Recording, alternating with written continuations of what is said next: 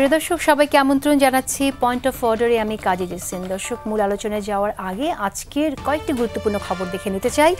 আজ আপনারা জানেন এনবিআর এর শাটডাউন চলছে, সারা দেশে আমদানি রপ্তানি সহ বন্ধ শুল্ক কর কার্যক্রম এবং এনবিআর কর্মকর্তা কর্মচারীরা তাদের বাধার মুখে বাণিজ্য বাধাগ্রস্ত হচ্ছে। এই ব্যবসায়ীরাও সমালোচনা করছে, দ্রুত সমাধানের দাবি জানিয়েছে। বন্দরগুলোতে আমরা জানি কার্যক্রম বন্ধ আছে। প্রিয় দর্শক, আমরা দেখছি যে এই সরকার ক্ষমতা নেওয়ার পরে সচিবালয় আন্দোলন হয়েছে, আমরা এখন এনবিআর এর শাটডাউন দেখছি। আমলাতান্ত্রিক যে স্বৈর শাসন, আমলাতন্ত্রের মধ্যে যে স্বৈরতন্ত্র, সেই সমালোচনা আমরা শুনে এসেছি। আমরা শুনেছি যে ফ্যাসিজম যখন কায়েম হয়েছে তখন আমলারা কিভাবে ফ্যাসিস্টকে সহযোগিতা করেছে, কিন্তু নতুন বাংলাদেশ যখন বিনির্মাণের কথা আমরা বলছি তখন আমরা ঠিক জানি না যে এই কাঠামোর মধ্যে সেটা সম্ভব কিনা। এবং যখন 5 আগস্টের পরে এই সরকার দায়িত্ব নিল তখন অনেকেই ধরেই নিয়েছিলেন যে আমলাদের অনেকেই যারা কিনা চিহ্নিত তারা পালিয়ে যাবেন বা তাদের চাকরি থাকবে না, কিন্তু সেই ঘটনাগুলো ঘটেনি। বৈপ্লবিক কোনো সিদ্ধান্ত আমরা তখন নিতে দেখিনি এই সরকারকে। আমাদের দেখতে হবে এই এনবিআর শাটডাউন পরিস্থিতি কিভাবে সরকার এখন মোকাবেলা করে। এর বাইরে আরেকটি খবর, দ্বিতীয় খবরটিতে যাই। সোহরাওয়ার্দীতে মহাসমাবেশে রেজাউল করিম বললেন পিআর পদ্ধতিতে নির্বাচনে ঐক্যমত না হলে গণভোটের আয়োজন করতে হবে। সেখানে অনেকগুলো দল, জামাত থেকে আরও অনেকগুলো ইসলামিক দল সেখানে গেছে। আমরা জানি যে এনসিপিও সেখানে যোগদান করেছে এবং সেখান থেকে দাবি এসেছে পিআর পদ্ধতিতে। আমরা জানি যে জাতীয় ঐক্যমত কমিশন আলোচনা করছে এবং সেই আলোচনায় উচ্চকক্ষে পিআর পদ্ধতির আলোচনা চলছে, কিন্তু আজকের এই সমাবেশে আমরা দেখলাম শুধু উচ্চকক্ষ না, নিম্নকক্ষেও পিআর পদ্ধতির দাবি উঠেছে। প্রশ্ন আসছে যে এতদিন ধরে যে আলোচনা হচ্ছে সে আলোচনা আসলে কোথায় এসে দাঁড়ালো? আমরা কি আবার ঘুরে ঠিক শুরুর দিকেই যাচ্ছি কিনা? কারণ শুরুতে এরকম একটি দাবি ছিল, সে বিষয়ে আমরা কথা বলবো। এবং এর পরের খবরটি দুঃখজনক একটি খবর। বৈষম্য বিরোধী ছাত্র আন্দোলন থেকে সরে দাঁড়িয়েছেন উমামা ফাতেমা। উমামার মতো একটি ফেস আমরা গণ অভ্যুত্থানে উমামাকে দেখেছি, ঝুঁকি নিয়ে যেভাবে আন্দোলন করেছে। উমামাকে কেন বৈষম্য বিরোধী ছাত্র আন্দোলন থেকে সরে দাঁড়াতে হলো? এবং উমামা যে প্রশ্নগুলি তুলেছে যে জুলাই এবং সংস্কার, নির্বাচন, শহীদ, এই শব্দগুলো নিয়ে এক ধরনের খেলা হচ্ছে, এক ধরনের বাণিজ্য হচ্ছে। আসলে কি হচ্ছে আমরা বোঝার চেষ্টা করব, কারণ এর আগে আমরা দেখেছি জুলাইকে কেন্দ্র করে এক ধরনের ক্রেডিটের রাজনীতি। এখন কি আসলে জুলাই অন্যভাবে ব্যবহৃত হচ্ছে? এই প্রশ্নের উত্তর আমরা খুঁজব। আমাদের সাথে আজকের অনুষ্ঠানে উপস্থিত আছেন দুজন অত্যন্ত পরিচিত মুখ। প্রথমে পরিচয় করে দিতে চাই, গণ অভ্যুত্থানে ভূমিকা রেখেছেন সার্জিস আলম, এনসিপি মুখ্য সংগঠক, এনসিপির উত্তরাঞ্চলের মুখ্য সংগঠক সার্জিস আলম। সার্জিস, আপনাকে অশেষ ধন্যবাদ আসবার জন্য। এবং আমাদের সাথে আরও আছেন জাতীয়তাবাদী কৃষক দলের সাধারণ সম্পাদক শহীদুল ইসলাম বাবুল, ধন্যবাদ আসবার জন্য। সার্জিস, আমি আসলে উমামার সরে দাঁড়ানোর প্রসঙ্গটা দিয়ে আজকে আলোচনাটা শুরু করতে চাইছি। উমামা যে সরে গেলেন, আসলে আপনি আসলে কিভাবে দেখছেন এটা? অভ্যুত্থানের অনেক কিছু পোকারা খেয়ে ফেলছে, এই পোকা বলতে কি বোঝানো হয়েছে? পোকারা কারা? এটা আসলে আমি উমামা একটা এরকম পোস্ট দিয়েছেন, তো আজকে আমার ওই পোস্টটা আমি অল্প একটু শুনেছি, পুরো পোস্টটা আমার নিজেরও পড়ে দেখা হয়নি। আমি অবশ্যই আমার জায়গা থেকে মনে করি যে আমাদের অভ্যুত্থানে নারীদেরকে যারা সংগঠিত করেছেন যে কয়েকজন, এর মধ্যে উমামা একজন অবশ্যই গুরুত্বপূর্ণ, এবং এই গুরুত্বটুকু ছিল বলেই উমামা আমাদের অভ্যুত্থান পরবর্তী সময়ে বৈষম্য বিরোধী ছাত্র আন্দোলন যে কেন্দ্রীয় কমিটি ছিল সেটার মুখপাত্র হিসেবে দায়িত্ব পালন করেছে। অর্থাৎ আমাদের টপ 4 যে লিডার ছিল তার মধ্যে একজন ছিল উমামা। তো আসলে আমার অভ্যুত্থান পরবর্তী সময়ে শুধু এই ইস্যু না, সামগ্রিকভাবে যেটা মনে হয়েছে, প্রত্যেক মানুষের প্রত্যেকটা জিনিস দেখার পার্সপেক্টিভ আসলে ভিন্ন। আমরা আমাদের হয়তো ব্যক্তিগত অভিজ্ঞতার আলোকে আমাদের জায়গা থেকে এই বিষয়গুলোকে জাজ করি, বাট প্রত্যেকটা অ্যাঙ্গেল থেকে প্রত্যেকটা কিছুর পক্ষে বিপক্ষে কথা আছে, যুক্তি আছে, আলোচনা আছে। এটা সত্যি যে অভ্যুত্থান পরবর্তী সময়ে সব বিষয়গুলো যেভাবে হওয়া প্রয়োজন ছিল, দরকার ছিল, আমাদের প্রত্যাশা ছিল, সেভাবে হয়নি। এটার যে অনেকটা আমি সব ক্ষেত্রে, কারণ আমি তো ব্যক্তিগতভাবে অনেক অভিজ্ঞতার ভিতর দিয়ে গিয়েছি, কোনো একটা জিনিস আমি আমার মন মতো পাইনি দেখে অপরপক্ষে যে আছে আমি অলওয়েজ আবার তাকে দোষও দিয়ে দিব না, কারণ এই সমগ্র সিচুয়েশনগুলোর মধ্য দিয়ে আমরা নতুন করে যাচ্ছি বা প্রথমবারের মতো যাচ্ছি। আমরা আমাদের জীবনে এই অভিজ্ঞতাগুলোর ভিতর দিয়েও যাইনি। তবে এই কারণে হয়তো অনেকে নিজের অজান্তে এমন অনেক কিছু করছে যেটা আবার আরেক প্রান্তে মনে হয় এটা অপ্রত্যাশিত, হয়তো তার কাছে মনে হচ্ছে এটাই ঠিক। আবার তো এই যে ব্যাপারটা, এখানে তো একটা জায়গায় থাকতে হবে যে কোনটা আসলে ঠিক কোনটা আসলে ঠিক না। এটা যদি নতুন বাংলাদেশ বিনির্মাণের কথা যারা বলছে তারা যদি এই জায়গায় নিজেদের ধারণা স্পষ্ট না রাখে তাহলে তারা কি দেবে, সেই প্রশ্নটা কিন্তু আসে। এখানে উমামা একটি কথা বলেছে, উমামা বৈষম্যবিরোধী ছাত্র আন্দোলনের মুখপাত্র, কিন্তু অনলাইন অ্যাক্সেসটা তার ছিল না। এটা কেন? উমামা কি তাহলে এখানে ব্যবহৃত হয়েছে? না, দেখুন, প্রথম কথা, এই অভ্যুত্থান পরবর্তী সময়ে আমি বৈষম্যবিরোধী ছাত্র আন্দোলনের সাথে ছিলাম না। আমি দায়িত্ব পালন করেছিলাম জাতীয় নাগরিক কমিটির মুখ্য সংগঠক হিসেবে। তার আগে মেইনলি আমি দায়িত্ব পালন করেছিলাম জুলাই পরে এসে যুক্ত হলেন সার্জিস? না, যখন জাতীয় নাগরিক কমিটি হলো। না, অভ্যুত্থানের পরে আমি দায়িত্ব নিয়েছিলাম জুলাই শহীদ স্মৃতি ফাউন্ডেশনে সাধারণ সম্পাদক হিসেবে। সো আমি বৈষম্যবিরোধী ছাত্র আন্দোলনটার চেয়ে আমার মনে হয়েছিল যে আমাদের যারা শহীদ পরিবার রয়েছেন, আহত যোদ্ধারা রয়েছেন, তাদের জন্য কিছু একটা করা যায় কিনা। একটা ফাউন্ডেশন মাত্র শুরু হয়েছে, তখন কোনো কিছু ছিল না, একটা চেয়ার ছিল না, টেবিল ছিল না, সেটাকে একটা প্রতিষ্ঠানের রূপ দিয়ে পুরো বাংলাদেশে চালানো এটা খুব টাফ টাইম ছিল তখন। তো তারপরও আমার যেটা অ্যাকচুয়ালি মনে হয়েছে যে আমি এই জায়গায় উমামার সকল অভিযোগকে আমার ফেলে দেওয়ারও সুযোগ নেই, আবার সকল কিছু গ্রহণ করার সুযোগ নেই, বরং আমার মনে হয় যে এখানে আসলে বিভিন্ন পার্সপেক্টিভ রয়েছে। আরেকটা গুরুত্বপূর্ণ বিষয় কি আমার মনে হয়েছে, উমামাকে আমি আমার জায়গা থেকে যত সময়ই দেখেছি, আমি অন্তত তার আগ্রহ বা ইচ্ছার জায়গায় সৎ দেখেছি, আমার কাছে মনে হয়েছে। তবে একটা বিষয় আমার কাছে মনে হয় যে আমরা এই অভ্যুত্থানে কিন্তু সকল রাজনৈতিক দল মত আদর্শের মানুষ ঐক্যবদ্ধভাবে লড়াইটা করেছিলাম। ধরেন আমার এখানে বিএনপি বা ছাত্রদলের সহযোদ্ধা যেমন ছিল, জামায়াত বা শিবিরের সহযোদ্ধা ছিল, ইসলামী আন্দোলন বাংলাদেশ বা তাদের সহযোদ্ধা ছিল, আমরা এখন যারা এনসিপি করছি বা এমন অনেকেই ছিল যারা কিছুই করছে না। তো আমরা তো সকলে একসাথে এই লড়াইটা করেছিলাম। তো আমাদের কিন্তু আলাদা আলাদা চিন্তা ভাবনা, আদর্শ, এই জিনিসগুলো আছে। তো এখন অভ্যুত্থান পরবর্তী সময়ে আমরা আমাদের ওই চিন্তা অনুযায়ী আমাদের প্রত্যাশাটা করি বা আদর্শ অনুযায়ী একটা জিনিসের এক্সপেকটেশন থাকে, তো ওই অনুযায়ী আসলে সবকিছু মিট করে না, এটা সত্যি। তবে আমার এটা মনে হয়, সততার জায়গা থেকে যদি আমি একটু জানতে চাই যে আসলে লাইনটা শুধু শেষ করি, আমার এটা মনে হয় আসলে যে উমামা অবশ্যই বৈষম্যবিরোধী ছাত্র আন্দোলনের গুরুত্বপূর্ণ একজন আমরা মনে করি, এবং তার সাথে অবশ্যই আমি আমার জায়গা থেকে মনে করি যে আমার অন্তত এরপরে তার সাথে গিয়ে কথা বলা উচিত, এবং এই বিষয়গুলো ইভেন আমারও জানা উচিত যে কোন জায়গাগুলোতে সীমাবদ্ধতা মনে হয়েছে এবং এই জিনিসগুলো নিয়ে আমরা কিভাবে কাজ করতে পারি। এটাকে দলীয় লেজুরবৃত্তি হিসেবে ব্যবহার করার একটা অভিযোগ উমামা নিয়ে এসেছে। তার যে ফেসবুক পোস্ট, সেটা পড়ে আমার কাছে এটাই মনে হয়েছে, এবং মনে হচ্ছে সেটা স্পষ্ট করেছেন উমামা।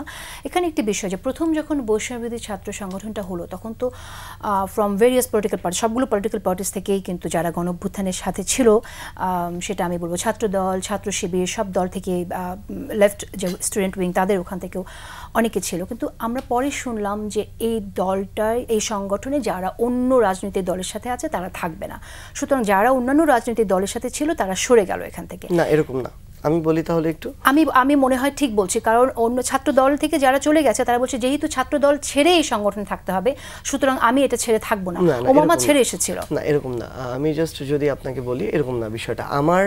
আমার নিজের জেলার বৈষম্য বিরোধী যে কমিটি এসেছিল এখানে, সেখানে আহ্বায়ক যে ছিল সে হচ্ছে শিবির থেকে, রাজনীতি থেকে এসেছে, স্টিল ওই রাজনীতির সাথে যুক্ত। সদস্য সচিব যে, তার আগে কোনো রাজনৈতিক ব্যাকগ্রাউন্ড নেই।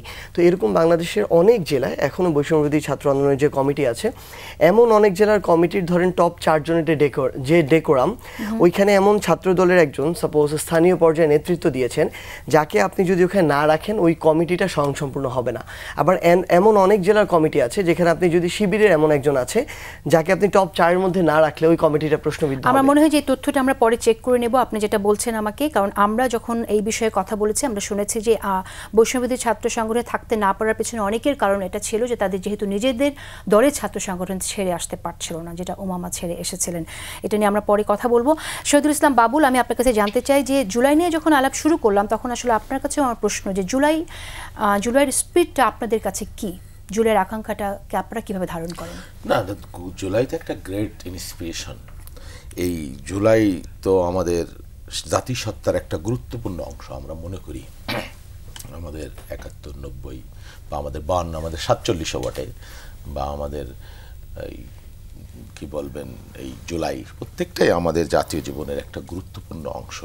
কিন্তু আপনাদের অনেক নেতা কিন্তু আবার অনেক নেতা না, দু একজন নেতা কিন্তু এমন বলেছে জুলাই ছিল শুধু শেখ হাসিনা পতনের আন্দোলন। না, এটা আমি বিশ্বাস করি না। যারা বলেছেন আমার দলও সেটা বিশ্বাস করে, আমি সেটা আমার দলের অ্যাক্টিভিটিসে বক্তৃতায় বিবৃতিতে আপনি দেখেছেন যে জুলাইকে কেন্দ্র করে বিএনপি একটা কত লম্বা একটা কর্মসূচি দিয়েছে এবং সেটা পালনের জন্য দলীয়ভাবে জাতীয়ভাবে আমরা সর্বাত্মক। সেই প্রসঙ্গে আসবো, এটা দলীয়ভাবে কেন হচ্ছে সেই প্রসঙ্গে নিয়েও আমরা কথা বলবো, কারণ এই জুলাইয়ের অনুষ্ঠান তো আপনারা সম্মিলিতভাবে আন্দোলন করেছেন, এই জুলাইকে আপনারা উদযাপন করবেন সম্মিলিতভাবে, সেটা কেন দলগুলো আলাদাভাবে করছে সেই প্রসঙ্গে আসবো। তার আগে শহীদুল ইসলাম বাবুল যে প্রসঙ্গে ছিলাম সেটা হচ্ছে যে জুলাইকে আপনারা কীভাবে ধারণ করেন। আপনি বলেছেন জুলাইকে আপনারা কীভাবে ধারণ করেন, শর্টলি আমি যেটা বুঝেছি 47 উদাহরণ টেনেছেন, 71 উদাহরণ টেনেছেন। তো জুলাই থেকে আমরা যেরকম একটা ফ্যাসিজম নির্মূল করার কথা আমরা বলি যে আমাদের সমাজে আমাদের রাষ্ট্র ব্যবস্থায় যেন ফ্যাসিজম না থাকে, সেক্ষেত্রে তো আপনার যারা রাজনৈতিক দলগুলো যারা আসলে রাষ্ট্র পরিচালনা করবে তাদের গণতন্ত্রের কথা যখন আমরা বলি, তাদের ভেতরে গণতন্ত্র আমরা দেখতে চাই, ইন্টারনাল ডেমোক্রেসিও আমরা দেখতে চাই, আমরা রাজনৈতিক শিষ্টাচার দেখতে চাই। আমরা তো দেখতে চাই না আধিপত্যকে কেন্দ্র করে কোনো হানাহানি, আমরা তো দেখতে চাই না যে কেউ চাঁদাবাজি দখল করে এই স্পিরিটকে প্রশ্নবিদ্ধ করে ফেলে যে আপনাদের দল তো এখানে ছিলেন, কিন্তু সেই ঘটনাটা ঘটে আসছে কেন? শোনেন, একটা সমাজ ব্যবস্থা, আপনি জুলাইকে সুইচ দিলেন আর সমস্ত বাংলাদেশ পরিশুদ্ধ হয়ে গেল, আপনি যে এটা আশা করেন আপনি ভুল আশা করছেন। না আমি আচ্ছা আপনি শেষ করেন। আপনি ভুল আশা করবেন। হ্যাঁ, জুলাই নিশ্চিতভাবেই একটা পরিবর্তন এনেছে বাংলাদেশের মধ্যে, এবং জুলাইয়ের যে আকাঙ্ক্ষা সব যে শেষ হয়ে গেছে সেটাও আমি মনে করি না। জুলাইয়ের আকাঙ্ক্ষা প্রশ্নবিদ্ধ হয়েছে, বাধাগ্রস্ত হয়েছে বা কোথাও কোথাও কালিমা লিপ্ত হয়েছে, কিন্তু জুলাই তো আমাদেরকে ফ্যাসিবাদ মুক্ত করেছে। এখন আমাদের কিভাবে এই ফ্যাসিবাদ মুক্ত বাংলাদেশে গণতন্ত্রের রূপায়ণ বা ফ্যাসিবাদ মুক্ত হয়েছে, কিন্তু তারপরও আমরা চাঁদাবাজির অভিযোগ শুনি, তারপর আমরা আধিপত্যকে কেন্দ্র করে হানাহানি শুনি, তারপর আমরা শুনি যে দলের নেতাদের মধ্যে কোন্দলের জন্য দলের কর্মী মারা যাচ্ছে। এটা কি রকম পরিবর্তন? এটা হচ্ছে না পরিবর্তন। যে আমি তো বললাম যে সব পরিবর্তন হয়ে যায়নি, হয়ে যাবে না, একদিনেই হয় না।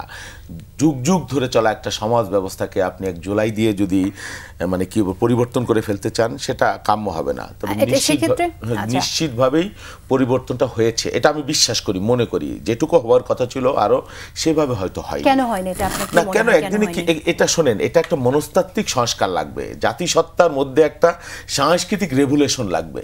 আপনি এই যে যুগে গ্রামে যে যুগে যুগে দলে দলে গোষ্ঠীগত দ্বন্দ্ব খুনাখুনি প্রতিদিন হয়, আপনি কি মনে করেন জুলাইয়ের কারণে সেটা বন্ধ হয়ে যাবে? এটা তো হয় না, এটা আমাদের জাতিগত চরিত্র, কিন্তু আপনারা বড় দল, আপনাদের উদ্যোগও বৃহৎ হবে, ঠিক না? আপনাদের বড় দলে আপনারা যখন এই কথাটা প্রশ্ন করলে আমরা সবসময় আপনাদের নেতাদের কাছ থেকে শুনি বড় দলে এরকম ঘটনা ঘটবেই। বড় দলে ভালো কাজের বড় উদাহরণ কেন নয়, কেন খারাপ কাজের বড় উদাহরণ আসে? কেন ভালো কাজের উদাহরণ আপনি দেখছেন না? ওই যে আমাদের দুইজন নেতা, একজন অসংলগ্ন বক্তৃতা দিল আমার দলের পক্ষ থেকে, সে তাদেরকে সতর্ক করে দিল। বাংলাদেশের রাজনীতি এটা বিরল ঘটনা না? আপনি বলেন। আরো বলছি, আচ্ছা আসবো আপনি সতর্ক করার কথা বলছেন, দল থেকে বহিষ্কারের কথা বলছেন, তো আমি আপনার কাছে আসবো, ঠিক এই প্রসঙ্গে আসবো। সার্জিস আলম, আপনারা নতুন বাংলাদেশ বিনির্মাণের কথা সবচেয়ে বেশি বলেন,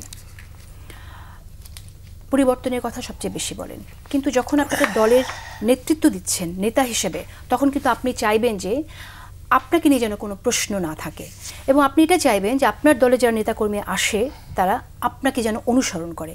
আপনি কি মনে করেন যে আপনি অনুসরণীয়?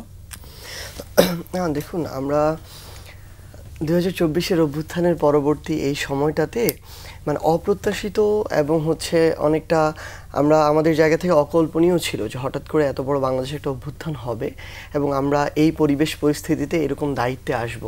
এই অভ্যুত্থান যদি না হতো হয়তো আজকে আপনিও এখানে থাকতেন না, ভাইও থাকতো না, আমিও থাকতাম না। ঠিক আছে, কিন্তু আমি প্রশ্নটা কেন করলাম শেষ করি। তো আমার জায়গা থেকে যেটা মনে হয় যে সেটা আমরা প্রতিনিয়ত শিখছি। আসলে আমরা একদম মাঝে মাঝে ভুল করছি যেগুলো আমাদের করা উচিত না, আমরা সেই ভুলগুলো থেকে শিক্ষা নিচ্ছি, সংশোধন করছি। সার্জিস, ভুল থেকে শিক্ষা নেওয়া একটা জিনিস, আরেকটা হচ্ছে যে নৈতিকতার জায়গায় আপনি সৎ থাকা, আপনি স্পষ্ট থাকা আরেকটা জিনিস। হ্যাঁ, নৈতিকতার জায়গায় আমরা যখন সার্জিসকে নিয়ে কথা বলি, আমরা যখন অন্যদের কাছ থেকে প্রশ্ন শুনি আপনাকে নিয়ে, গণঅভ্যুত্থানে আপনারা ছিলেন, এই যেমনটা আমি বললাম যে বিএনপি গণঅভ্যুত্থানে ছিল, যখন আমরা এই ধরনের অভিযোগ শুনি তখন তো সেটা আমাদের কষ্ট দেয়। সেই জায়গা থেকে আমি জানতে চাই যে আপনাকে নিয়ে যে অভিযোগগুলো আসে এর মাঝে কিন্তু খুব কমন একটা কোশ্চেন আমরা খুব শুনি, সেটা হচ্ছে যে আপনি ছাত্রলীগের সাথে ছিলেন, ছাত্রলীগ করেছেন, ছাত্রলীগের সাথে ছিলেন, আপনি মুজিবের পক্ষে ভাষণ দিয়েছেন, প্রচার করেছেন। একজন সার্জিসকে কেন ছাত্রলীগ করতে হয়েছিল? হ্যাঁ আচ্ছা শুনেন, এটা হচ্ছে কষ্ট লাগার কিছু নাই, হ্যাঁ এটা হচ্ছে ফ্যাক্ট বা রিয়েলিটি। এটা আমি 2017 সালে ঢাকা বিশ্ববিদ্যালয়ে ভর্তি হয়েছি। ঢাকা বিশ্ববিদ্যালয়ে তখন পরিস্থিতি ছিল, ভাইরা যেহেতু এখান থেকে পড়েছেন জানবেন, বা আশেপাশে থাকলে আরও জানবেন, ঢাকা বিশ্ববিদ্যালয়ের প্রত্যেকটা ছেলেদের হলে আপনি যদি হলে থাকতে চান আপনাকে ছাত্রলীগের প্রোগ্রাম গেস্টরুম করতে হবে, এটা বাধ্যতামূলক। আপনি যদি করেন থাকতে পারবেন, না করলে থাকতে পারবেন না। প্রথম, দ্বিতীয়, তৃতীয় বর্ষে এটা বাধ্যতামূলক। আমি আমার জায়গা থেকে আমার ঢাকা এরকম আত্মীয় স্বজন কেউ ছিল না যার বাসায় আমি থাকবো। ঢাকা বিশ্ববিদ্যালয়ের আশেপাশে যে চানখারপুল, লালবাগ এলাকার যে মেসের অবস্থা, তার চেয়ে হলে একটু কষ্ট করে প্রোগ্রাম গেস্টরুম করে হলে থাকা 1000 গুণ ভালো। আমি হলে থেকেছি, হলের ছাত্রলীগের প্রোগ্রাম গেস্টরুম করেছি। এক, দ্বিতীয়ত আমি শেষ করি, হল, বিশ্ববিদ্যালয়, সেন্ট্রাল কোথাও কোনো কালেও আমার ছাত্রলীগের কোনো পোস্ট ছিল না। আমি জীবনে শুনিনি যে আমার নামের পাশে 24-এর অভ্যুত্থানের আগে কেউ এটা ব্যবহার করেছে যে ছাত্রলীগের নেতা। কিন্তু 24-এর অভ্যুত্থানের পরে ইচ্ছাকৃতভাবে আমি মনে করি একটা রাজনৈতিক উদ্দেশ্যে প্রশ্নবিদ্ধ করার জন্য এই শব্দটা ব্যবহার করা হতো ছাত্রলীগের নেতা। এবার আরেকটা জিনিস বলি, যেটা আপনি বললেন যে বঙ্গবন্ধুরিয়া, আমি আমার জায়গা থেকে বিতর্ক করতাম শিক্ষা জীবনে, পুরো বিশ্ববিদ্যালয় লাইফে। এটা আমার বিশ্ববিদ্যালয়ে যারা সার্কেলে আছে তারা ভালো করে জানবে। মুজিবুর রহমানকে আপনি বঙ্গবন্ধু জ্ঞান করেন? হ্যাঁ, আমি শেষ করছি আমার কথাটা। তো এই বিতর্ক সংসদীয় বিতর্ক হয়, বারোয়ারি বিতর্ক হয়, উপস্থিত বক্তৃতা হয়। তো আমার সবচেয়ে বেশি পুরস্কার হচ্ছে বারোয়ারি বিতর্কে। তো এরকম একটা বিতর্ক প্রতিযোগিতা, দুইটা বিতর্ক প্রতিযোগিতার ভিডিও আমার চোখে মাঝে মাঝে পড়ে। একটা হচ্ছে করোনার সময় অনলাইনে বিতর্ক প্রতিযোগিতা আয়োজন করা হয়েছিল। আমার ঘরে রুমে বসে ভিডিও করা, ওই ভিডিওগুলো জমা দিতে হতো। এরপরে ভিডিও অ্যানালাইসিস করে যাদেরটা ভালো হতো তাদেরকে পুরস্কার দিত। তো যখন আমি একজন প্রতিযোগী, আমি দুইটা জিনিস দেখবো, আমার টপিক কি, সেকেন্ড হচ্ছে আমার কন্টেন্ট তৈরি করে আমার জিততে হবে, চ্যাম্পিয়ন হতে হবে। এক, 2 নম্বর আরেকটা ভিডিও চোখে পড়ে, এটা হচ্ছে মহসিন হলের মাঠে হয়েছিল, আয়োজন করেছিল Dhaka university alumni association. Topic ছিল আমার বঙ্গবন্ধু। আমি হল চ্যাম্পিয়ন হয়েছিলাম। এরপরে বিশ্ববিদ্যালয়ের 18টা হলের আরেকটা ফাইনাল স্টেজ হয়, সেখানে আমি অংশগ্রহণ করি, আবার সেখানে অংশগ্রহণ করি চ্যাম্পিয়ন হওয়ার জন্য। তাহলে আমার কি হবে, আমার যে টপিক, আমি ওই টপিকের যত ধরনের ভালো তথ্য পাওয়া যায় আমি খুঁজে উপস্থাপন করে আমার আবার চ্যাম্পিয়ন হতে হবে। তো এটাই আমি উপস্থাপন করেছিলাম, এবং এই দুইটা ভিডিও আমি মাঝে মাঝে আমার জায়গা থেকে কিন্তু আমি বুঝলাম, কিন্তু এটা তো সত্যি যে সার্জিস ছাত্রলীগ করেছে। তখন ছাত্রলীগের আমি আপনাকে ছাত্রলীগের যে সভাপতি, তার সাথে আপনার ছবি আছে। হ্যাঁ, তার সাথে শেখ হাসিনার সাথে ছবি আছে, শেখ হাসিনার সাথে ছবি আছে, তার পক্ষে যে বক্তব্যগুলো আছে। আমার কথা হচ্ছে, তাহলে ছাত্রদল ওখানে কি করে থাকলো ইউনিভার্সিটিতে? কোথায় ছাত্রদল ছিল না? প্রত্যেকটা ঢাকা ইউনিভার্সিটির ছাত্রদল ছিল না। ঢাকা ইউনিভার্সিটি যারা পড়ালেখা করেছে তাদের প্রত্যেককেই কি মুজিবের স্লোগান দিয়ে পড়ালেখা করতে হচ্ছে? আমি আপনার কথা যেটা বলেছি আপনি বুঝেন নাই। ঢাকা ইউনিভার্সিটিতে যারা হলে থেকেছে, ধরেন ছাত্রদল অনেকে ছিল, হলে থাকে নাই, বাইরে থাকতে হয়েছে, ভাই বলতে পারবে, ইভেন ক্যাম্পাসে ঢুকতে দেয় নাই। আমি যদি বলি মধুর ক্যান্টিন কিংবা এদিকে যখন এসেছে তারা লাঠি দিয়ে তাড়া করেছে। এটা শুধুমাত্র ছাত্রদল তো তাও মাঝে মাঝে আসতে পেরেছে, কিন্তু যদি আপনি শিবির দেখেন, মানে ওই যে একটা শিবির ধরে ধরে জবাই করে, এই পর্যন্ত স্লোগান দেওয়া হয়েছে। তো ফ্যাক্ট হচ্ছে, আপনি এখন এটা বলছেন যে আপনার কেন ছাত্রলীগ করতে হয়েছে। আমি যদি আপনাকে প্রশ্ন করি, তাহলে আমার একটা প্রশ্ন আছে, আপনাকে না, শুধু আপনাকে না, বাংলাদেশের এই যে মেইন স্ট্রিম মিডিয়া যারা আছে, এত বড় বড় হাউস, এই মিডিয়া হাউসগুলো আমাদেরকে যে বাধ্যতামূলকভাবে গণরুমে রাখা হলো, 4 জনের রুমে আমি 2 বছর 40 জন থেকেছি। এটা যে করা হলো, গেস্ট রুম করানো হলো, ল্যাব ক্লাস বাদ দিয়ে আমাদেরকে বাধ্যতামূলকভাবে আওয়ামী লীগের একজন নেতাকে সালাম দেওয়ার জন্য ঢাকা বিশ্ববিদ্যালয়ের শত শত শিক্ষার্থীকে ঘন্টার পর ঘন্টা দাঁড় করিয়ে রাখা হয়েছে। ভাইরা বলতে পারবে এটা সত্যতা আছে কিনা। এটা যখন করা হলো, এই মিডিয়া হাউসগুলো কথাই ছিল, এই বুদ্ধিজীবী সমাজ, সুশীল সমাজ, আপনাদের মতো যারা উপস্থাপক, কিংবা বাংলাদেশে এই জানা আমার শেষ করতে দিতে হবে, কারণ আমার জীবনের শত শত ঘন্টা এই ছাত্রলীগের নোংরা কালচারগুলো নষ্ট করেছে।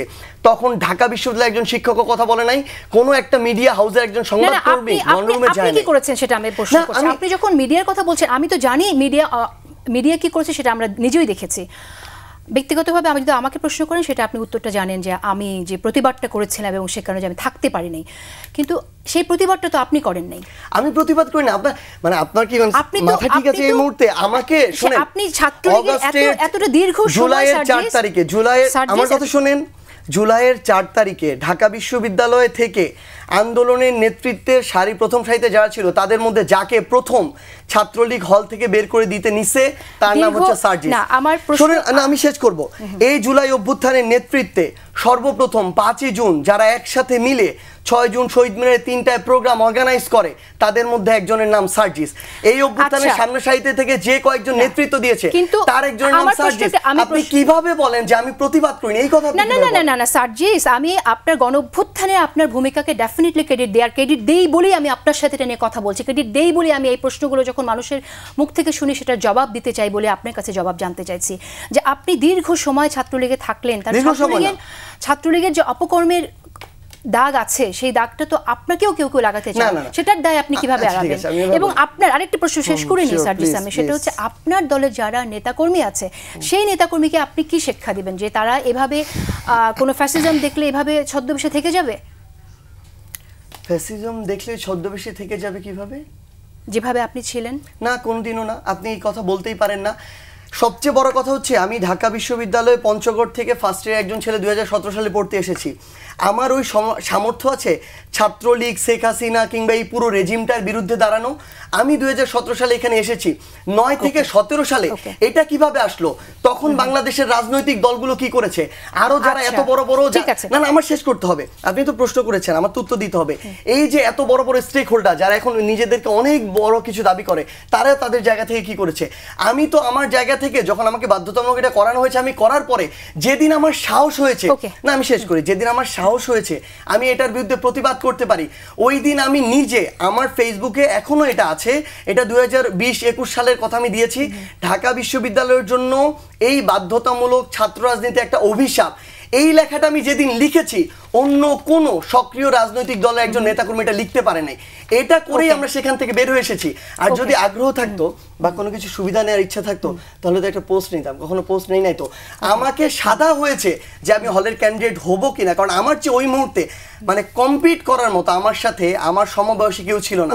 কিন্তু আমাকে ওইটি দিয়ে কখনো এইটুকু প্রলোভিত করতে পারে নাই যে তুমি একটা পোস্ট না, ওটা ছেড়ে চলে এসেছি, তারপরে চাকরির দিকে গিয়েছি। ওকে, আপনার যারা নেক্সট ফলোয়ার্স যারা হবে তাদের জন্য আপনার বার্তাটা কি, যে ভবিষ্যতে কখনো যদি এরকম কোনো ফ্যাসিজম দেখে তাহলে কি শুরুতেই প্রতিবাদটা করবে নাকি এভাবে থেকে যাবে? এটাকে আপনার এক লাইনে বলবেন। হ্যাঁ না মানে এটাই, মানে আমরা প্রত্যাশা খুব পুরো প্রত্যাশা করি আর কি 2009 সালের প্রতিবাদটা যেন 10 সালে আপনিও করতেন, 11 সালে করতেন, তাহলে আমি করেছিলাম, 10 আমি করেছিলাম। এটাই, আপনি তো চলে যেতে হয়েছে না, আমরা তো যাই নাই, আমাদেরকে বাধ্য করা হয়েছে, আমরা তারপরে যাই নাই। না আমি আওয়ামী লীগ, আমার কাছে প্রলোভন ছিল সার্জিস, এটা আমি ব্যক্তিগত কিছু ছিল, প্রলোভন আমাদের কাছেও অনেক ছিল।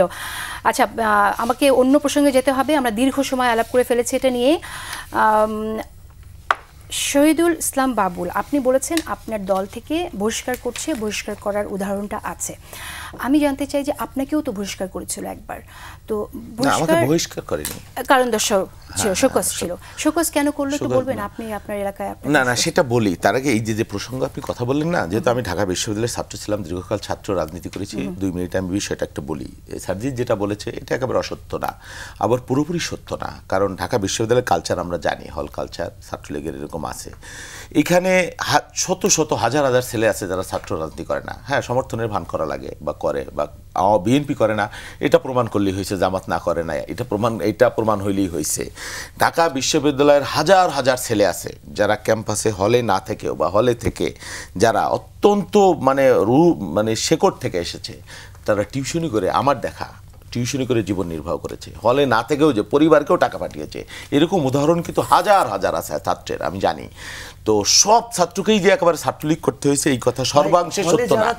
আমি জানি এভরিথিং তাদের ফার্স্ট ইয়ার সেকেন্ড ইয়ার করতে হয়েছে, জানি, গণরুমের কালচার জানি, সব আমি জানি, সবাইকে একেবারে ছাত্রলীগ করতেই হবে প্রত্যক্ষভাবে।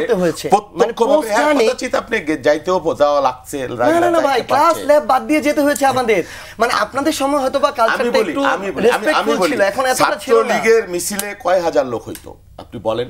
ঢাকা বিশ্ববিদ্যালয়ে কয় হাজার লোক হতো, আর ঢাকা বিশ্ববিদ্যালয় হলে কত হাজার ছাত্র থাকে? আপনি হিসাব করে দেখেছেন যে 10 ভাগের 1 ভাগ তাদের মিছিলে লোক হয়েছে কিনা?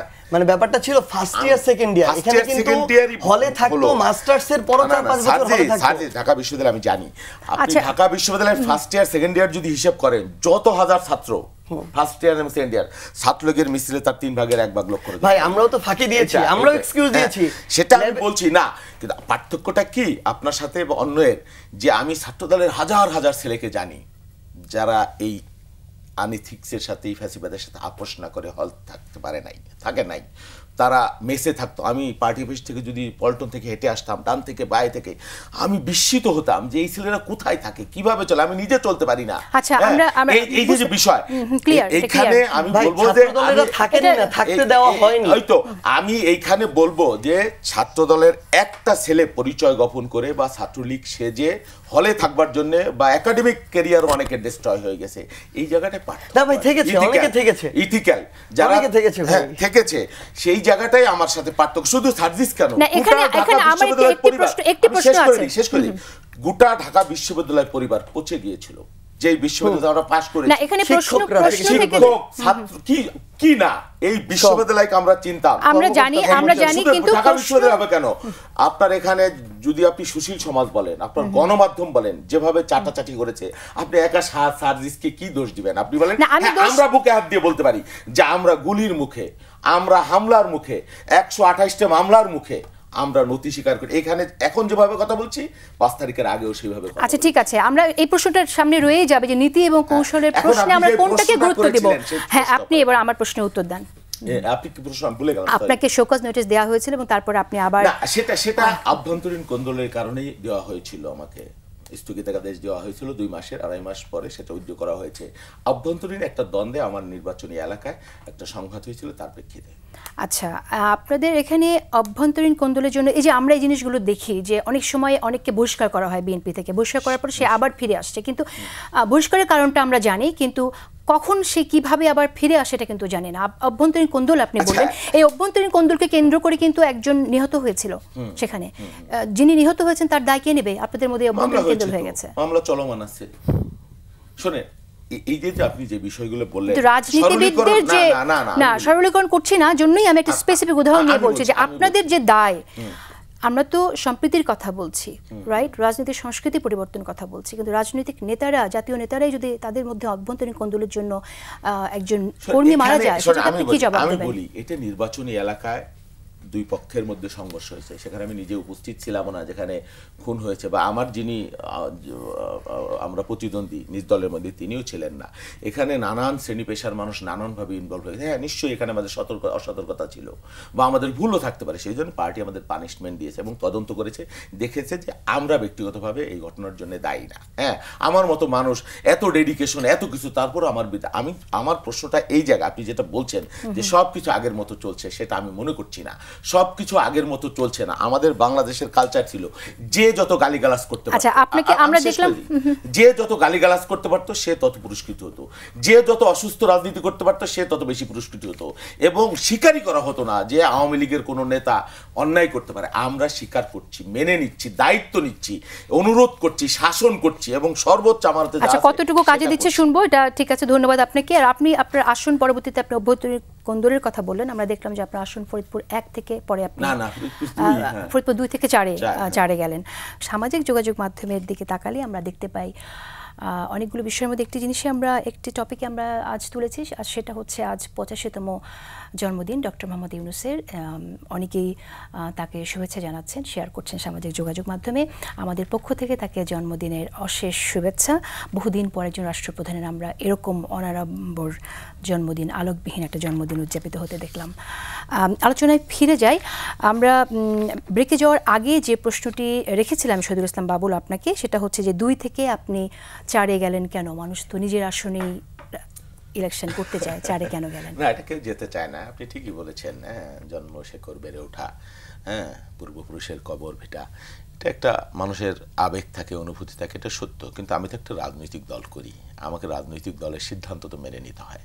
হ্যাঁ, রাজনৈতিক দলের নির্দেশনা, সেখানে কি আপনার আবেগের মূল্য নেই? না, ব্যক্তিগত আবেগ তো রাজনীতিতে সবসময় মূল্য দেওয়া রাজনৈতিক দলের পক্ষে সম্ভব। রাজনৈতিক দলকে ব্যক্তিকে চিন্তা করে কখনো আবর্তিত হতে পারে না। একটা বৃহৎ রাজনৈতিক দল একটা সামষ্টিক চিন্তা লাগে, দলীয় মানে ঐক্যবদ্ধ চিন্তা লাগে, কোনটা কার জন্য ভালো হবে নিশ্চয়ই দলও বিবেচনা করতে পারে, দলের উইং আছে। এটাকে আপনি দলের ভালোর জন্য স্যাক্রিফাইস করলেন এটা বলতে চাইছেন? হ্যাঁ, নিশ্চয়ই দল ভালো মনে করেছে, সেই জন্য আমাকে, শুধু এখানে কেন, আমাকে যদি বলতো পার্বত্য চট্টগ্রামের বনের মধ্যে, আমি সেটাও প্রস্তুত। দলের মধ্যে নিজেদের আপনি যদি একমত না হন, সেটা প্রকাশের আপনার কতটুকু স্বাধীনতা আছে? হ্যাঁ, নিশ্চয়ই দলের মধ্যে কথা বলি কেন, প্রকাশ। এটা কি দলের ভালোর জন্য এটা সিদ্ধান্ত, নাকি আপনি নিজে বিশ্বাস করেন কিনা যে দলের ভালোর জন্য? না, হতে পারে। আমি যে চিন্তা করব সবসময় আমার চিন্তাটা যে উৎকৃষ্ট চিন্তা হবে এটা মনে করবার তো কোনো কারণ নাই। সামষ্টিক আপনারা দুইজন যে চিন্তা করেছেন সেটাও তো আমার চিন্তার চাইতে উন্নত চিন্তা হতে পারে। আর কখনো কখনো যদি আপনি একটা দলের শৃঙ্খলার মধ্যে, ডিসিপ্লিনের মধ্যে থাকেন, দলীয়, এটা আপনার জন্য কতটুকু চ্যালেঞ্জিং হলো যে আপনার এলাকায়, আপনি তো আপনার এলাকায় নিশ্চয়ই জনপ্রিয়, আর যদি সেটা না হয়ে থাকে তাহলে সেটা না, আমার যে এলাকায় দেওয়া হয়েছে সেই এলাকায় আমি দীর্ঘকাল রাজনীতি করি, ছাত্র জীবন থেকে 1987 সাল থেকে ইন্টারমিডিয়েট ফার্স্ট ইয়ারে পড়ি যখন, সেখান থেকে রাজেন্দ্র কলেজে, তারপর থেকে ঢাকা বিশ্ববিদ্যালয়ে, তার মানে আমার 39 বছর রাজনীতি চলছে। আমার বয়স 55, প্রায় 54-55। এই গোটা রাজনৈতিক জীবনে আমি আমার নির্বাচনী এলাকা, আমার জেলা, এমনকি বাংলাদেশে আমি ছাত্রদল করেছি, ছাত্রদলের অ্যাক্টিং প্রেসিডেন্ট হিসেবে দায়িত্ব পালন করেছি অনেকদিন, বিএনপির জাতীয় নির্বাহী কমিটি। আপনি এত জনপ্রিয় হলে আপনাকে অন্য আসনে কেন দেবে? না, সেটা আমি জনপ্রিয়, আমি আমার নির্বাচনী এলাকায় জনপ্রিয়, আমি সেটা বলছি না। আমার রাজনৈতিক ব্যাকগ্রাউন্ডটা আমি বলছি। আমার চাইতে জনপ্রিয় থাকতেও পারে, থাকবে না আমি তো নিশ্চয় করে বলতে পারি না। আর আমি তো ভোটে দাঁড়াই নেই, নির্বাচনে দাঁড়াই নেই যে আমি কতটুকু জনপ্রিয় আমি তো নিশ্চয় করে বলতে পারি না। পুরোটাই নিজের আপনার অনুমান। হ্যাঁ, সবকিছু অনুমান নির্ভর। আর এটাও তো প্রয়োজন থাকে, কখনো এক জায়গায় যদি দুজন প্রার্থী থাকে তো দল কি করবে? দলেরও তো বিকল্প লাগবে, অপশন লাগবে, তাই না? তো আমাদের দেশের তো একটা পারিবারিক রাজনৈতিক উত্তরাধিকারের একটা ইমোশন তো আছেই, সেই বাস্তবতাও তো আছে। তো সব মিলিয়ে আমি মনে করেছি যে দল যে সিদ্ধান্ত নিয়েছে যে খোরাক সাদ আমার জন্য একটা চ্যালেঞ্জিং, সত্য, প্রতিনিয়তই খুবই চ্যালেঞ্জিং, আমি জানি, কিন্তু আমি চেষ্টা করছি, আমি জানি না বাকিটা আল্লাহর ইচ্ছা। দলের জন্য আপনি স্যাক্রিফাইস করছেন, চেষ্টা করছেন, ধন্যবাদ আপনাকে। সার্জিস, আমরা আরেকটি বিষয়ে আনতে চাই এখানে, সেটা হলো আসলে এই প্রশ্নগুলোর আমার মনে হয় যে আপনি যদি উত্তর দেন সেটা রাজনীতির জন্য আপনার জন্য এটা ভালো, এই সমালোচনাগুলো যেহেতু আছে। এই যে গাড়ির বহর নিয়ে যে শোডাউন যেটা করলেন, সেই সমালোচনা তো যায় না। আপনি এরপর বলেছেন যে আপনার দাদার জমিদারি আছে, কিন্তু এটা তো বলি নাই। এই যে কথাটা আপনি এটা বললেন, এটা কোথায় ছিল? কেউ এটা বলে যে আমার দাদার জমিদারি না, আপনার দাদা দিয়েছে আর কি, আপনার দাদার সম্পত্তি থেকে আপনি পেয়েছেন। হ্যাঁ, ঠিক আছে, 1 মিনিট। আমি না, এটা ভাই আমার সব মিলে হয়তো 4-5 লাখ টাকা খরচ হয়েছে, এটার জন্য দাদার জমিদারি পাওয়া লাগে না দাদার সম্পত্তি পাওয়া লাগে, এরকম কিছু না। আমি এটা বলেছিলাম যে আমি যদি এলাকায় রাজনীতিও করি, ওই রাজনীতির মানে এমপি ইলেকশন করি, ওইটাতে আমাদের উত্তরাঞ্চলে কিন্তু অনেক টাকা কম খরচ হয়, দক্ষিণে অনেক বেশি। হয়তো উত্তরে হয়তো যেটা দেখা যায় যে কয়েক কোটি টাকা খরচ হয় আর কি একটা এমপি ইলেকশন করতে, যদি এরকম কালো টাকা ছড়ায়, না হলে মোটামুটি একটা লিমিটের মধ্যে থাকে, 5 কোটি এরকম কিছু একটা হবে। তো আমি এটা বলেছি যে ওই ইলেকশনের ওইটুকু ফাইন্যান্সিয়াল সাপোর্ট দেওয়ার আমার পারিবারিক সক্ষমতা আছে, এটুকু। আর এবার 100 গাড়ি আলাপটা বলি। হ্যাঁ, মানে এখানে 100, তার মানে আপনি বলছেন যে আপনার দাদার জমিদারি নেই? এটা আমি তো কখনো বলিনি, এটা মিডিয়ার বানানো প্রোপাগান্ডা এটা, এবং আপনারা এটাকেই ধরে আবার ওই লাইনটাই বলছেন, এটা খুব বিব্রত। শুনতে চাইছি আপনি বলছেন তো, আমরা শুনছি। আমার দাদার যেটুকু আছে সেটুকু থেকে এইটা আমি ইলেকশনটা করে ফেলতে। হ্যাঁ, সেই জায়গা থেকে এসেছে। আমি একটা জিনিস বলি, হ্যাঁ, আমার হচ্ছে ধরেন ওখানে আমার একদম এক্সাক্ট হিসাব, কারণ আমরা তো গাড়িকে টাকা দিতে হয়েছে, ধরেন 103-4টা গাড়ি ছিল। হ্যাঁ, এখন আমি আসলে কখনো এক্সপেক্ট করি না, আমাদের প্রত্যাশা এরকম ছিল যে আমাদের 5টা উপজেলা, তো 5 উপজেলা আমাদের সাথে যারা আন্দোলন করেছে ওই উপজেলার স্থানীয় কিংবা আমাদের বন্ধু সার্কেল আছে যাদের কাছে এটা অনেক একটা মানে প্রাউডেরই জায়গা যে তার বন্ধু, আমরা যারা একসাথে খেলাধুলা করেছি, বড় হয়েছি, যে আমি একটু এখন কিছু গুরুত্বপূর্ণ জায়গায় কথা বলতে পারি বা কাজ করতে পারি। তো তারা তাদের জায়গা থেকে, আমি এক্সপেক্ট করেছিলাম যে 5টা উপজেলা থেকে হয়তো 10টা করে গাড়ি, 50টা গাড়ির মতো আসবে, এটা আমার এক্সপেকটেশন ছিল। কিন্তু যখন হচ্ছে এই সংখ্যাটা অপ্রত্যাশিতভাবে মানে ডাবল হয়ে গিয়েছে, আত্মীয় স্বজন থেকে শুরু করে যে যার মতো পেরেছে এসেছে, তো পরবর্তীতে যেটা হয়েছে, এটা তো আমার জেলার এক প্রান্ত থেকে আমার বাসা পর্যন্ত গিয়েছে। তো একটা জেলার এক প্রান্ত থেকে একটা বাসা পর্যন্ত গেলে একটা মাইক্রোর ভাড়া কত হয়? 4000, 5000, কেউ 3000 দিয়েও পেরেছে। সব মিলিয়ে মানে এই ভাড়া বাবদ খরচ হয়েছে অ্যারাউন্ড ধরেন 3 লাখের মতো। আর একটা আমরা ইফতার করেছিলাম ওইখানে যারা এসেছিলাম, সব মিলে 5 লাখ। মানে ইভেন একটা মধ্যবিত্ত পরিবারের মানে সন্তানের জন্য 5 লাখ টাকা খরচ করার এখন অ্যাবিলিটি আছে কিনা, এটা আপনার কাছে প্রশ্ন, আপনার মাধ্যমে বাংলাদেশের মানুষের কাছে প্রশ্ন। ইভেন আমি অনেকেরই নেই, অনেক মধ্যবিত্তই নেই, একদিন একটা শোডাউনে এত টাকা খরচ করবে না। এটা তো প্রতিদিন করে, বিগত 10 মাসে আর কখনো করেছে? এর আগে কখনো করেছে? তারা মধ্যবিত্ত না। তবে একটা জিনিস আমি বলি, আমার জায়গা থেকে একটা আমার ধনীরা করতে পারে না, সার্জিস তাহলে ধনী না। একটা জিনিস বলি, গ্রামের হিসেবে হয়তো বলতে পারি যে রিচ পরিবার, কিন্তু পুরো বাংলাদেশের অ্যানালাইসিসে বা শহরের পরিবারের সাথে ধনী পরিবার বলবো না, এটা গ্রামের হিসেবে ধনী, শহর হিসেবে হয়তো উচ্চ মধ্যবিত্ত হতে পারে, এরকম। এটা নিয়ে কথা বলা খুবই বিব্রতকর। আমি যে জিনিসটা বলতে চাই, আপনি দেখবেন ভাই বলতে পারবে, আওয়ামী লীগের সময় এমন দেখেছি একটা স্কুলের পিয়ন হওয়ার জন্য নিম্নবিত্ত পরিবারের একজন বিভিন্নভাবে ম্যানেজ করে 10 লাখ 15 লাখ টাকা ঘুষ দিয়েছে, এটা পর্যন্ত আমরা দেখেছি। তো এটা তো অবৈধ একটা জিনিস, কিন্তু মানে তাদের একটা স্বপ্ন আকাঙ্ক্ষার জায়গা থেকে তার পরিবারের একজন সন্তান বা কেউ একজন হয়তো এরকম একটা জায়গা থেকে যাচ্ছে দেখে এটা তাদের মনে হয়েছে, এটা নিয়ে আমার কোনো কনসার্ন ছিল না। কিন্তু আমার দেখেন একটা কথা, মানে এটা করতে গিয়ে ধরেন এই 4-5 লাখ টাকা খরচ করতে গিয়ে আপনি এটা বলেন যে আমরা কারো কাছে 1 টাকা নিয়েছি, কোথাও চাঁদাবাজির অভিযোগ এসেছে, কিংবা কোথাও মানে জোর জবরদস্তির অভিযোগ এসেছে, কিংবা আরেকটা কথা যে এই যে ধরেন সাপোজ 100টার মতো গাড়ি, কোনো গাড়িকে আমরা মানে ধমক দিয়ে নিয়ে এসেছি, টাকা দিয়ে নিয়ে, এরকম হয়েছে কিনা। তো দেখেন আপা, মানে তারপর আমার একটা সংশোধন আছে। আমি মনে করি অভ্যুত্থান পরবর্তী এই পরিস্থিতিতে বা রাজনীতিতে বা আমরা যে কালচারগুলো এক্সপেক্ট করি, এই কালচারের জায়গায় আমি বলতে চাই, আপনি তো কালচার পরিবর্তনের কথা, আমি প্রশ্নটা রেখে দিই সার্জিস, উত্তর পেয়ে যাবেন। আপনি তো কালচার পরিবর্তনের কথা বলছেন, টাকাটা কেউ দিয়েছে, চাঁদা দিয়েছে কিনা, কারো কাছ থেকে জোর করে নিয়েছেন কিনা, সেটাও যেমন গুরুত্বপূর্ণ জানা, তেমনি প্রয়োজন জানা যে কালচারটা পরিবর্তনের জন্য এটাই বলছি প্লিজ। হ্যাঁ, মানে আমার এটা আন্ডারস্ট্যান্ডিং, আমি এটা অনুধাবন করেছি যে এভাবে আমার যাওয়া উচিত হয়নি, বা এরকম যে একটা হয়ে যাবে আমার পূর্ব থেকে এটা নিয়ে সচেতন থাকা দরকার ছিল। এবং এই কালচারটা এতদিন দেখে এসেছি, আমরাও যদি ওইটাই করলাম তাহলে তো পরিবর্তনটা হলো না। সো আমার মনে হয়েছে যে এরপর থেকে যেটা হয়েছে একটা ভুল হয়ে গিয়েছে, আমার সংশোধন হতে হবে। এরপর থেকে ফার্দার যেন এই শোডাউনের কালচার আমার দ্বারা না হয়, এটা আমি আমার জায়গা থেকে নিশ্চিত করব। ওকে, অনেকে বলে যে সার্জিসের লাইফস্টাইল গণঅভ্যুত্থানের আগে যেরকম ছিল পরে সেরকম না, লাইফস্টাইলটা চেঞ্জ আসছে, এটা এই অভিযোগটাকে জবাবে কি বলবেন? সত্যি কথা বলতে লাইফস্টাইল এখন হিউজ লেভেলের চেঞ্জ আসছে। কোন কোন জায়গা থেকে বলি আমি, আপনি যেটা এক্সপেক্ট করছেন সেটাও বলবো, তাও কিছু বলি। চেঞ্জ আসছে, আগে অবিবাহিত ছিলাম, এখন বিবাহিত। আগে পরিবারকে সময় দিতে পারতাম, এখন এক ফোঁটাও পারি না।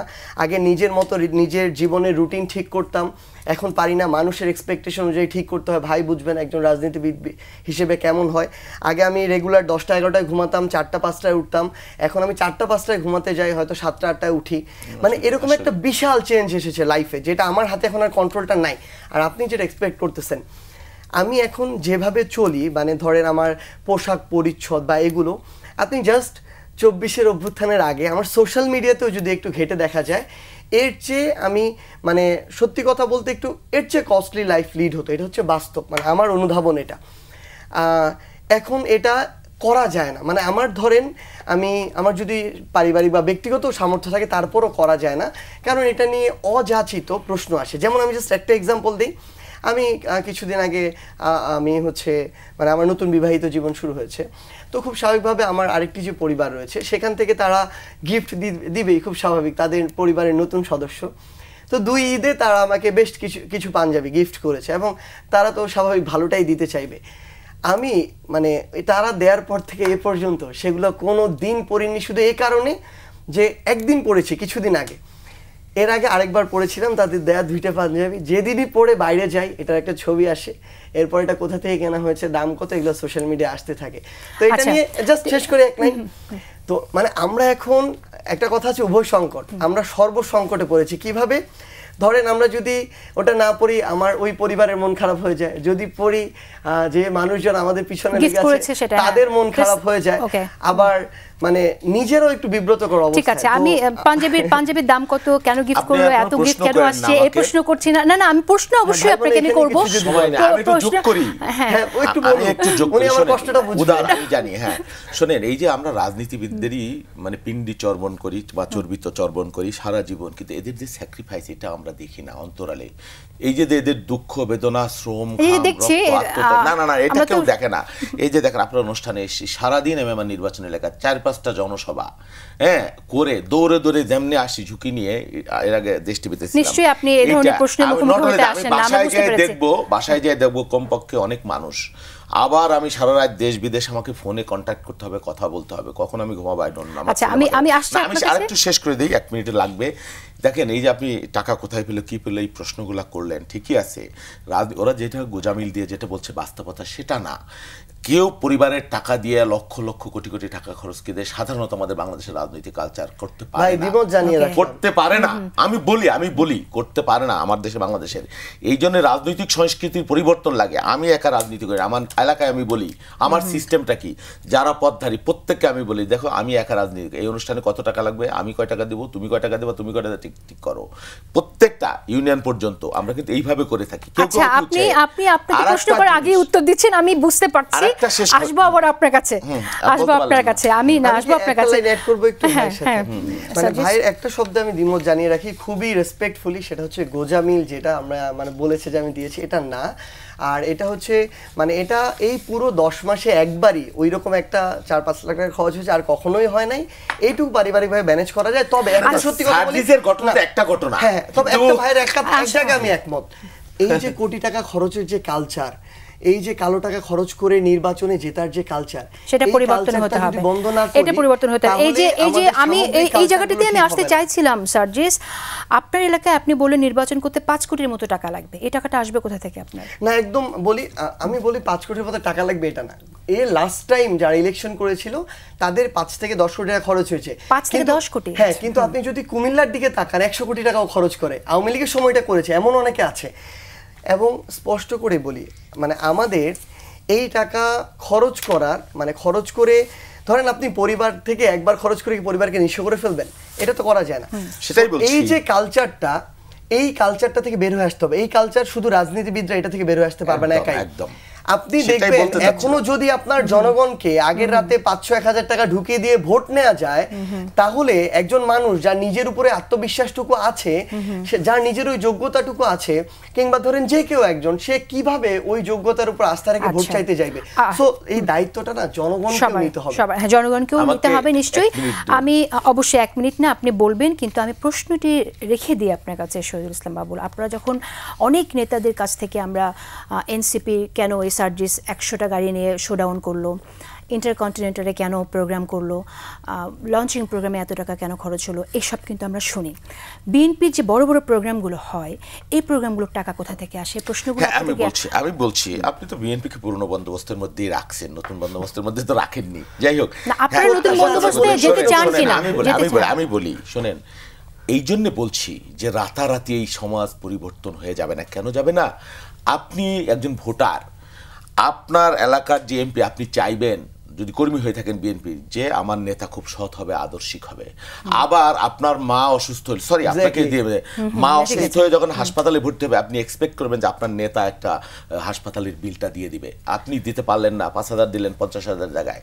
আর একজন শিল্পপতি ব্যবসায়ী এসে যখন 50,000 টাকা দিবে আর বলবে অ্যাম্বুলেন্স খরচ কত লাগবে নিয়ে যাও, তখন বলবে নেতা পাইয়ে গেছি আমি একজন। কিসের নেতা? আর এরকম আসে প্রত্যেকদিন। এইটাই হলো আমার মানুষের, সেই জন্য মনস্তাত্ত্বিক পরিবর্তন লাগবে। শুধু সেটা না, আপনি মসজিদে যান, যারা ধর্মের কথা বলে, সেখানে দেখবেন ওই যে হুজুর ওয়াজ করে না, যে এই সাদের জন্য এখানে দান করলে হাসুরের ময়দানে কোটি গুণ বৃদ্ধি পাবে, স্বাভাবিক, এটাই তো বলে। তো কেউ 10 টাকা 20 টাকা দেয়, 500 টাকা হয়। একজন যদি বলে যে আপনার এই সাদে কত টাকা লাগবে, বলে যে লাগবে 5 লাখ, ঠিক আছে এটা আমি দিয়ে দিলাম।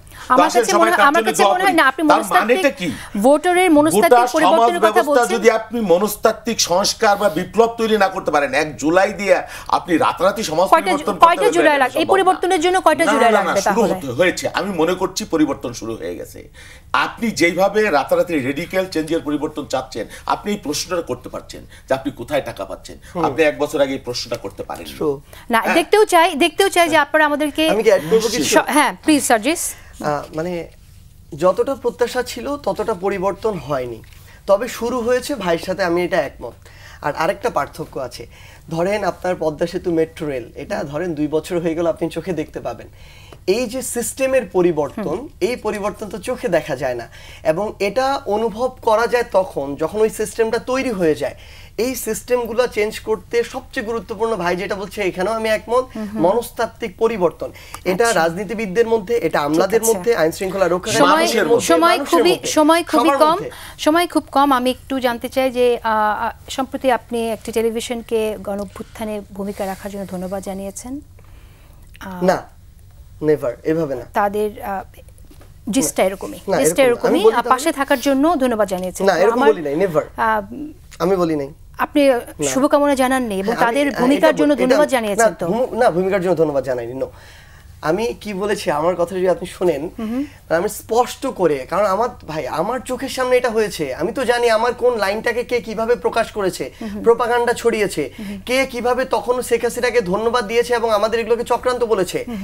কথাটা ছিল এরকম, তারা তাদের প্রতিষ্ঠা বার্ষিকী শুভেচ্ছা চাইতে এসেছে, আমাদের এনসিপির যারা তাদেরকে ফ্রন্ট লাইনার মনে করে তাদের একজনের পক্ষ থেকে একদম দরকার ছিল। ওই টাইমে অফিসে কেউ ছিল, আমি বলেছি দেখেন শুভেচ্ছা মানে আপনারা আমাদের সাথে ছিলেন, একদম এইভাবেই বলেছি, আপনারা আমাদের সাথে অভ্যুত্থানের সময় ছিলেন না, এইভাবে নাম ধরে বলেছি। 71 আপনি তো নাম ধরে বলেন, আমি নাম ধরে বলি 71 এবং সময় অভ্যুত্থানের সময় আমাদেরকে সঙ্গ দেয় নাই।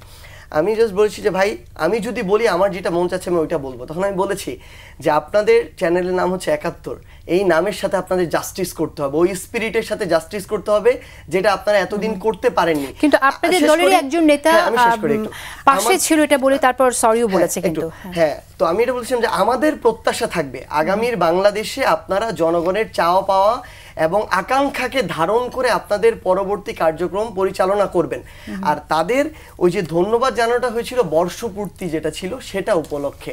তো একটা জিনিস কি আপনি একটু আগে বলেছিলেন, কথাটা আমার খুব পছন্দ হয়েছে, এই অন্তর্বর্তীকালীন সরকারের সবচেয়ে বড় একটা সীমাবদ্ধতা বা ব্যর্থতা অনেকাংশে বলা যায় যে তাদের এই সরকার গঠন করার পরেই ফ্যাসিস্টদের যারা একেবারে দালালি করেছে ওপেনলি, কিছু নীরব ছিল বাদ দিলাম, ওপেনলি দালালি করেছে। ধরেন 30টা মিডিয়া হাউসের মধ্যে 2টা, এই 2টা মিডিয়া হাউসে তো লাইসেন্স থাকার প্রয়োজন ছিল না।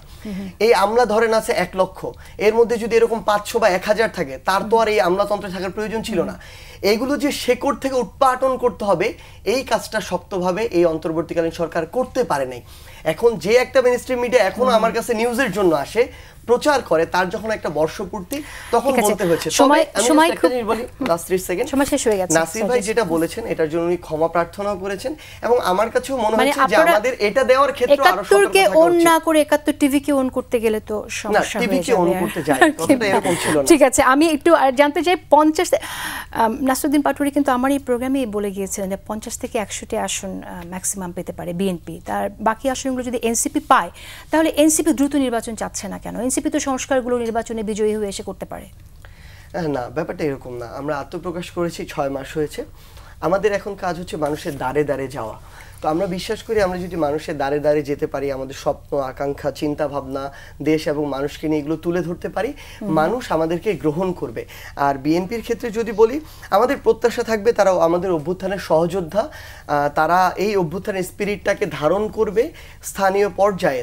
এইটা তাদের সেন্ট্রাল কমান্ড না বা তাদের সকল নেতা এটার সাথে সম্পৃক্ত, ব্যাপারটা এমন না, কিন্তু স্থানীয় পর্যায়ে তাদেরই অনেক নেতাকর্মী দ্বারা যে চাঁদাবাজি, দখলদারিত্ব, সিন্ডিকেট, নিজেদের মধ্যে খুনাখুনি কিংবা মিথ্যা মামলা বাণিজ্য হচ্ছে, মানুষকে হয়রানি করছে, এই বিষয়গুলো থেকে তারা আরো স্ট্রংলি ফিরে আসবে, ব্যবস্থা নেবে। আমরা প্রত্যাশা করি যে আমাদের সামনে এইগুলোর প্রতিযোগিতা নয়, বরং ভালো কাজের প্রতিযোগিতা হবে।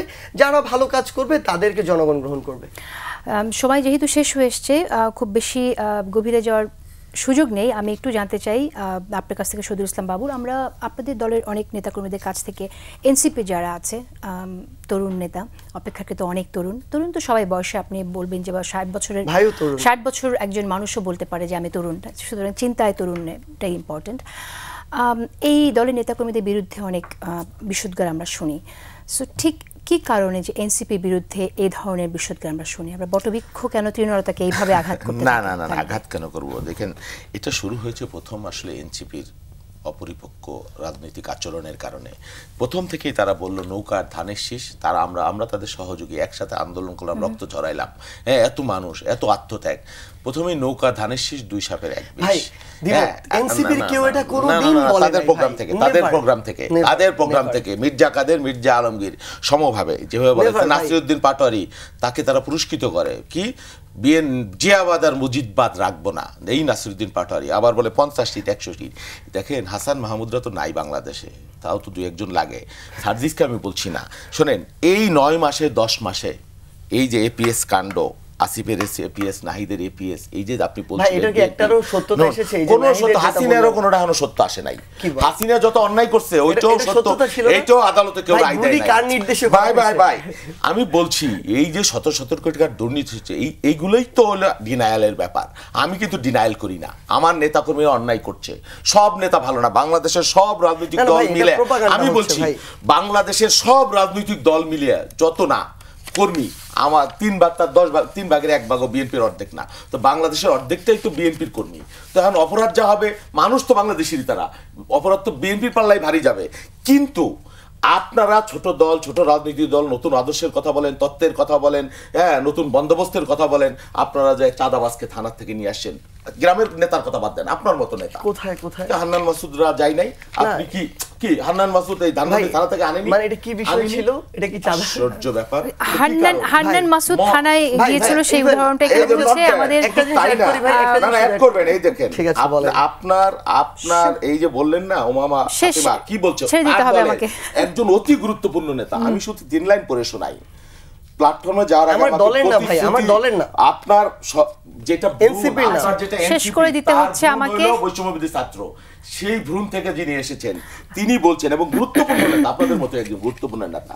প্ল্যাটফর্মে যাওয়ার আগে আমাকে প্রতিশ্রুতি দেওয়া হয়েছিল আমি স্বাধীনভাবে কাজ করতে পারবো, কিন্তু প্ল্যাটফর্মে মুখপাত্র আমরা- হিসেবে যাওয়ার পরেই Right, আমরা পড়েছি এটা। টের পাই সংস্কার জুলাই শহীদ আহত এসব মুখের বুলি মাত্র। Okay. শুধু আমি না, অনেক ভাই, ছাত্ররাই পূর্বে একটা তো সব অভিযোগ বলে। হ্যাঁ, এবং এটা- বলছে যে না, তার ঠিক আছে। সাথে যে ধরনের নোংরামি করা হয়েছে ভিতর 30 থেকে, হ্যাঁ। এটা খুবই শুধু সে একা না, Right, আচ্ছা। নীলা ইস্টাপিল সহ ঠিক আছে, অসংখ্য নারী, থার্ড এই যে বিষয়গুলো, এটা দুর্ভাগ্যজনক। 30 সেকেন্ডস সার্জিস, আমি আর কোনো প্রশ্ন করতে পারলাম না, কারণ আমি জানি না, ইউ হ্যাভ ব্যাপারটা সামথিং টু হচ্ছে সে। কি, দেখেন মানে আমরা দেখছি বিভিন্ন ধরনের প্রোপাগান্ডা বিভিন্ন জায়গা থেকে হচ্ছে, কিন্তু ভাইয়ের মতো দায়িত্বশীল জায়গা থেকে যদি প্রোপাগান্ডাকে সত্য ধরে প্রচার করেন তাহলে তো আমরা মর্মাহত হব। তারা আমাদের অনেক অগ্রজ কোনটা অভিজ্ঞতা propaganda সম্পন্ন, এক। বলেন? আর সেকেন্ডলি আরেকটা জিনিস, আমাদের জায়গা থেকে কি মানে আমার মানে শেষ করে খুব দিতে হবে। স্বাভাবিকভাবে কাউকে খুব ছোট মনে করার কারণ নেই। আমরা স্টার্ট করেছি মাত্র, আমরা ঠিক কারণ এই- এই যে অর্ধেক দেশের যে এত নেতাকর্মী, অর্ধেক দেশের এই এত প্রসঙ্গ নেতাকর্মী নিয়ে মিলে- আমরা আবার কথা Just বলবো। একটা লাইন বলি, এই পুরো দেশের অর্ধেক নেতাকর্মী মিলেও কিন্তু খালেদা জিয়ার মতো এমন একজন মানে সৎ, দূরদর্শী, বিচক্ষণ এবং আপোষহীন নেত্রীকে কিন্তু সামনে নিয়ে আসা কেন পারিনি? আমি 10 সেকেন্ডে বলি। Oh my God, কারণ না, না, 10 আমরা সেকেন্ড 10 থাকছে, আমাকে শেষ করে দিতে হবে এখন। না না, এটা আমাকে ডিফাইন করতে না, হবে। বলুক ভাই, না না, বলুক। কেন পারিনি? আমরা যখন লড়াই করেছি, যুদ্ধ করেছি, গুলি খেয়েছি, জেলখানায় ধুকে ধুকে মরছি, তখন সাজরিজা ছাত্রলীগের ছায়ের তলে আরামে আচ্ছা, এসেছি। প্রিয় দর্শক, বিদায় নিচ্ছি, আর দেখা হবে তারা দেখেছে, আমরা ঠিক এসেছি। রাত ভাগ্য 11টা থেকে 30 মিনিটে। অপরাধ ধন্যবাদ সার্ভিসে। সবাইকে। সামনে থেকে দাঁড়িয়ে